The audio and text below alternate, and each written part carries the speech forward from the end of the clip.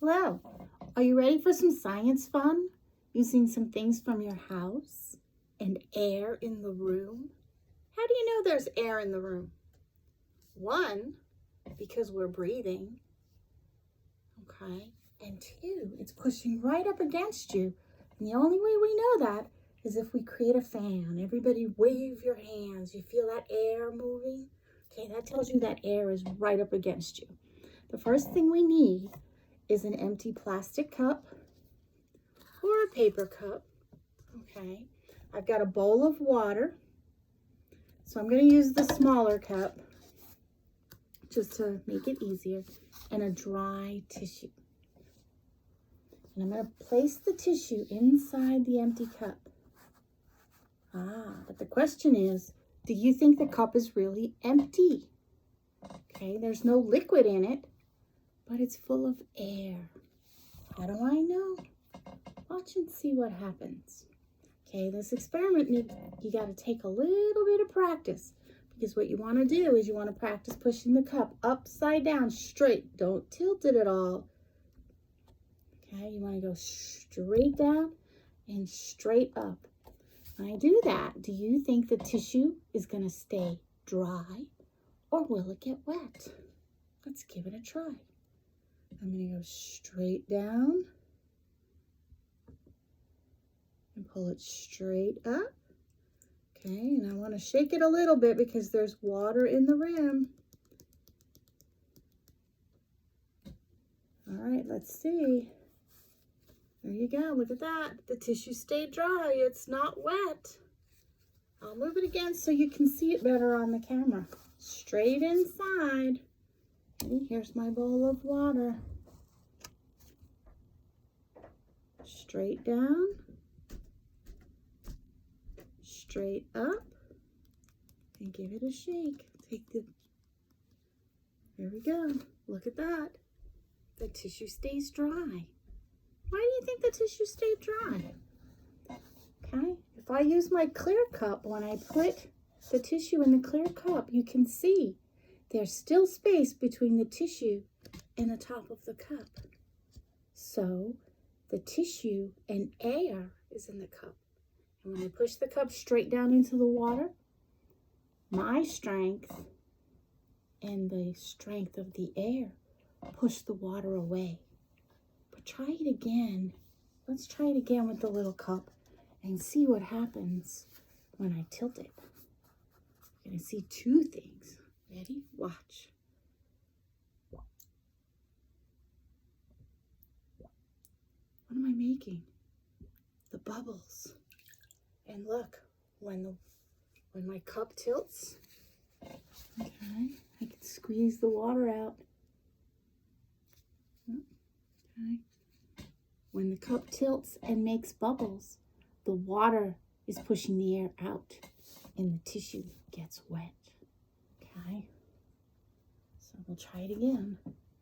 Get in the tissue, go straight down and straight up to keep it dry.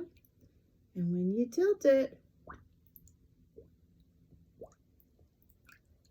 the bubbles mean the water is rushing in. Okay, can you see the drips?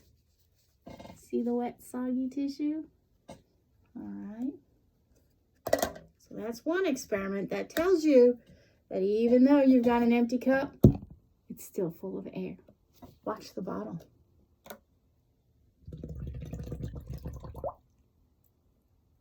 See all those bubbles? The water rushed in and pushed the air out.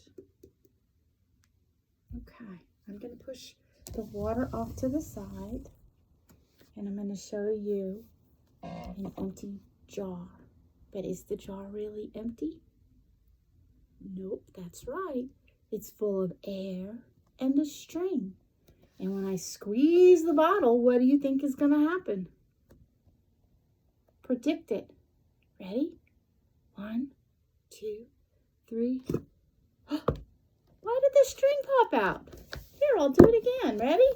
1, 2, 3.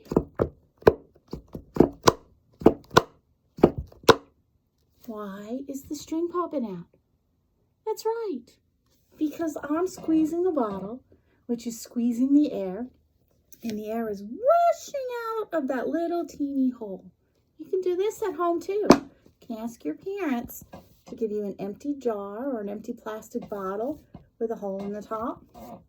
Or you can have an empty plastic bottle and they can poke a hole in the top. Take a length of string and tie knots through the top. Okay, see how I've got a knot on the string? And when you squeeze it, the air is going to push the string out. Okay, we're going to go ahead and get started to set up for rocket balloon air races. I've got 2 balloons here. I'm going to fill up one.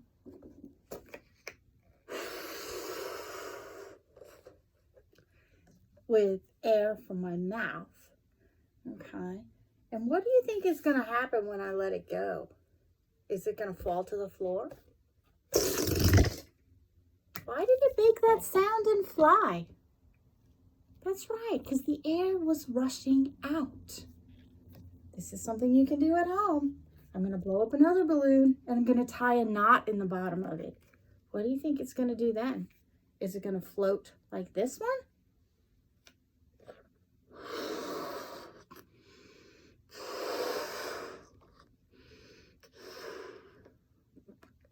I want to go ahead and make sure that I don't pop it while I'm blowing it up, okay? You're going to need an adult for this, okay? Is the balloon going to float when I tie the knot? Or is it going to sink to the table? Let's see. What do you predict is going to happen? You ready? That's right. It falls to the table. Okay, the air that I put in here is heavier with the weight of the balloon than the gas that's filled in my smiley face balloon. Initial preparation for our rocket balloon race involves cutting 2 lengths of yarn approximately 10 feet long, threading it through 2 straws, and suspending it from the ceiling. We are ready for the balloon race. Which one is going to go faster, the red one or the green one? Which one's going to go farther? The red smaller balloon or the green larger balloon?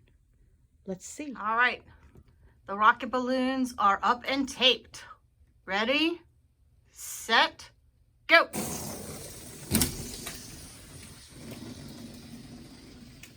Earlier in the year, we played cotton ball soccer, where we knelt by the edge of the table.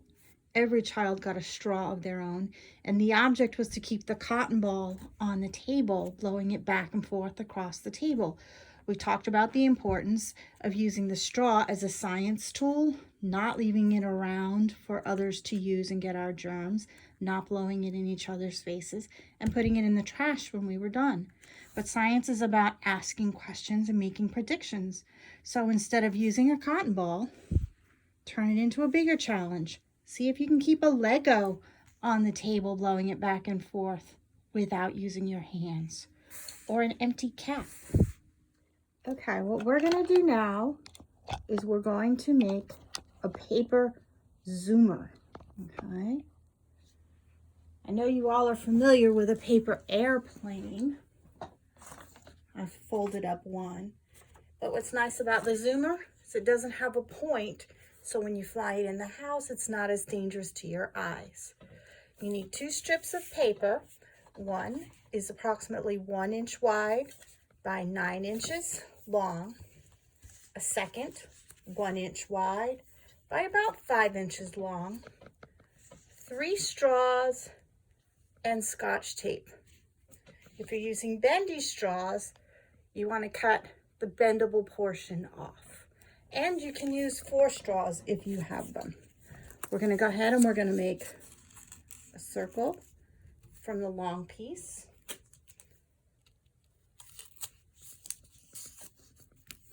We're going to tape the straws inside the large circle, about equal distance apart from each other.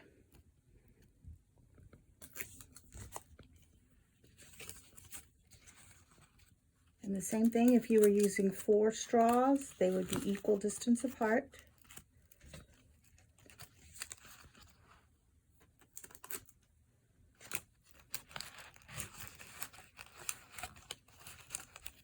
Okay. Gets a little sturdier once you put the top circle on. Make another circle with the small strip of paper and tape it shut. And these straws will now get taped to the outside of the small circle.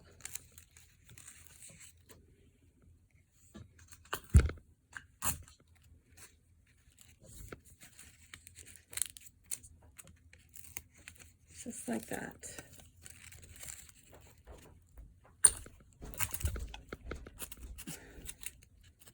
Okay.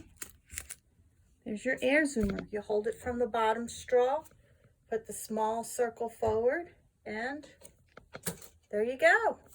It flew. And this activity comes from one of my favorite science books.